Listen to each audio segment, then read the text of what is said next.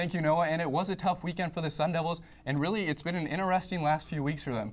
After having a fabulous preseason and then a promising start to the Pac-12 regular season with the tie against UCLA, they've really gone downhill since then. And in their last 4 games, they've only scored 2 goals. Now, Tony, what are they going to have to do to get out of this funk? They're going to have to start touching the ball better in front of the goal. Against Cal, they had most of the shots, they had most of the possession, and they had most of the corner kicks, but they just couldn't finish, so that's something they're going to have to work on.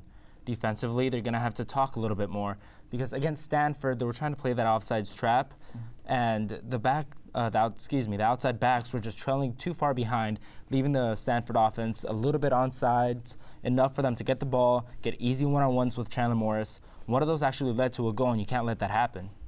Now let's look ahead to the remainder of the season for ASU. They have Colorado, Utah, and then the University of Arizona to end the year. Now, if they want to keep their dreams of making the NCAA tournament alive, are they going to have to win out? They don't have much of a choice right now, Drew. The Sun Devils have to win 2 out of their next 3 games if they want to make it to playoffs. The Colorado seems like a tough team. They've scored 7 goals, and they've won 3 games in Pac-12. They're looking like a tough team. I don't think ASU is going to come out and win in Boulder. Utah's a completely different story. They've only had 1 win in Pac-12, even though they have the same amount of goals as Colorado. So I don't think ASU is going to have a tough time pulling apart that defense. The game to watch will be U of A. It's a tough game. The Wildcats have 10 goals, even though they gave up 16 during the season. I still believe that they can score more than they will be able to take from ASU. It is a rivalry game, so both teams are going to be heated, even though it is in Tempe.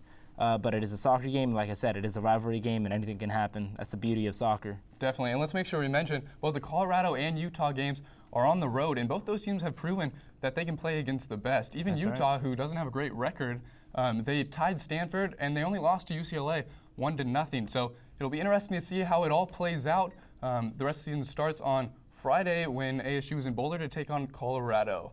For Anthony Marroquin, I'm Drew Andre.